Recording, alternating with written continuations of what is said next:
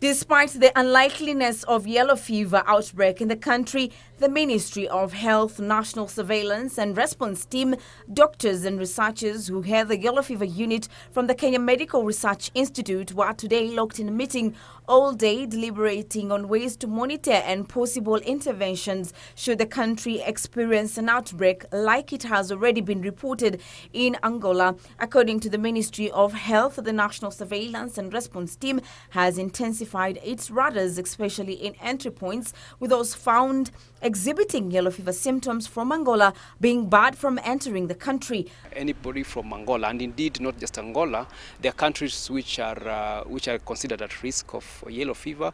They need to have yellow fever vaccination before they get into the country. And for those who do not have, like at least 6 of them, they have been denied entry. For those who sort of do not have the vaccination and they're Kenyans, we provide the vaccine but also do an interview to determine whether they're at risk or they have any symptoms, and then we make close follow-ups. That's what we are doing currently, even at the moment.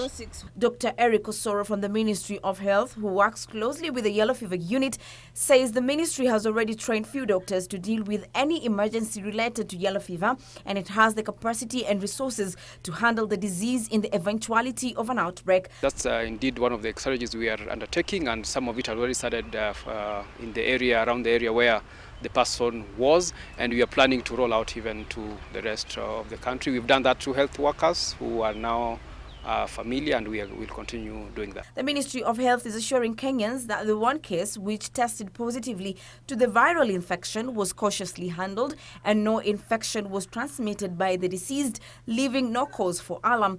Kenya is generally considered low risk for yellow fever infection. What we did is that we did what we call safe burial practices. So the body was wrapped, and they were asked not to touch the body, and somebody inspected that, so it was appropriately disposed of. At the Kenyatta National Hospital, where the deceased was, it's all system goes.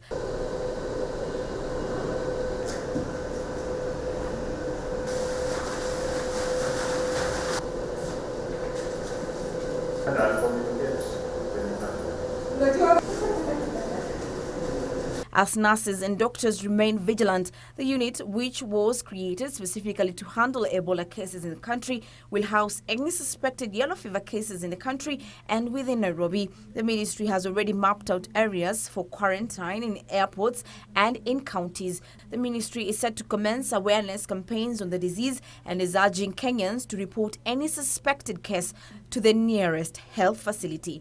Linus Mwashigadi for Channel 1 News.